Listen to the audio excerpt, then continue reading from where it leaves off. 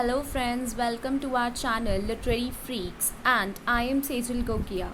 Today we'll be doing the analysis of the poem Dust of Snow written by Robert Frost. I have already taught you this poem and I know I am very late in bringing the analysis of the poem, but apologies for delay. And before taking much of the time, let's proceed and look what all is there in the analysis of the poem. How can we justify the title, the theme, the message conveyed in the poem, and many more. Hello friends, welcome to our channel Literary Freaks. I am Sejal Gogia and today we'll be doing the analysis of the poem which we have already done, that is Dust of Snow written by Robert Frost.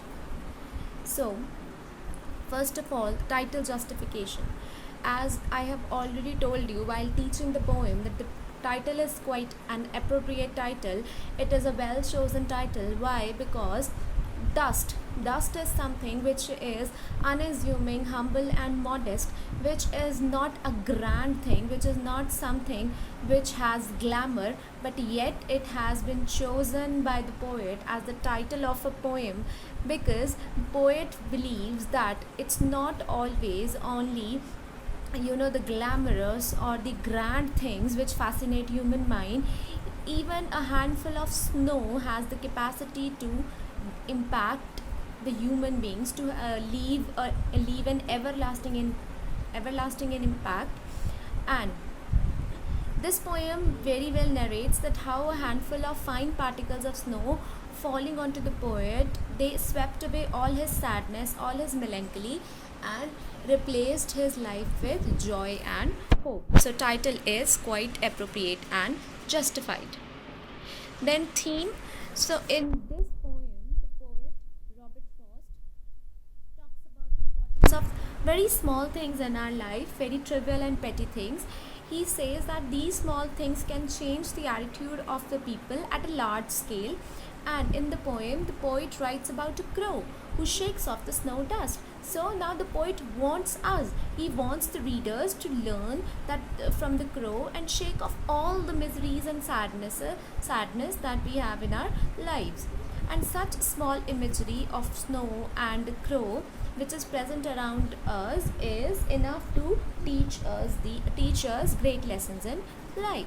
These images can change the mood of the people as they did to the poet in the poem. So therefore, this poem contains an idea that in this nature, nothing is ugly, inauspicious or unpleasant. Everything has its own value, and even a triviality of nature can give you a great happiness, a great joy in your life.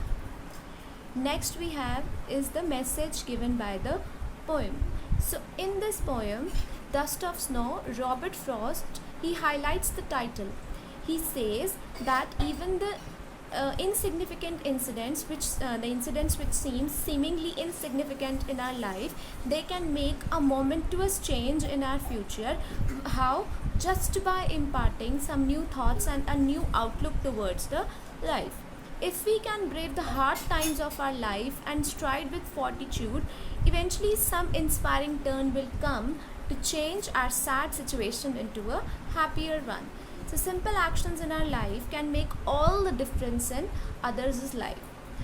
One may think about those many kind acts that we do and how they brighten some other person's day and sometimes even change his destiny. Small is powerful and wholesome as it brings happiness and joy. So he says कि कुछ छोटे छोटे से actions भी हमारी ज़िंदगी में बहुत बड़े बड़े जो है बदलाव कर सकते हैं, और एक छोटा सा चेंज या हमारा एक छोटा सा कोई काइंड एक्ट भी किसी इंसान की ज़िंदगी को जो है ब्राइटन अप कर सकता है. तो कभी भी किसी छोटी चीज़ को छोटा नहीं समझना चाहिए. एक छोटी चीज़ भी बहुत पावरफुल होती है और उसमें आपकी मिजरीज को हैप्पीनेस में बदलने की बहुत बड़ी पावर होती है. Next we have the poetic devices. The first poetic devices is alliteration. So in this poem, in some phrases or in some lines, there is repetition of similar sounds like has given my heart. So here her sound has been repeated. And saved some part. Here sir sound has been repeated.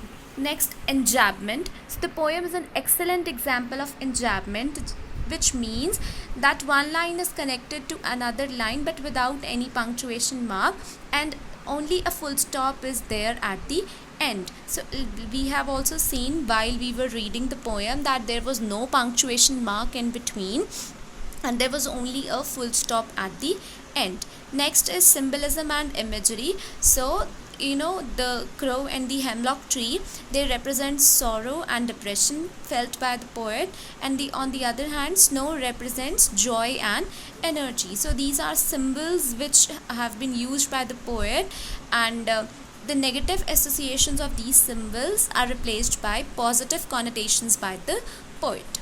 Next, imagery. So in this imagery, like I had told you, landscape has been portrayed, and it's the image of a snowy winter day, and this imagery corresponds with the mental state of the poet, which means that whatever the poet was feeling, exactly he has portrayed it into the form of an image.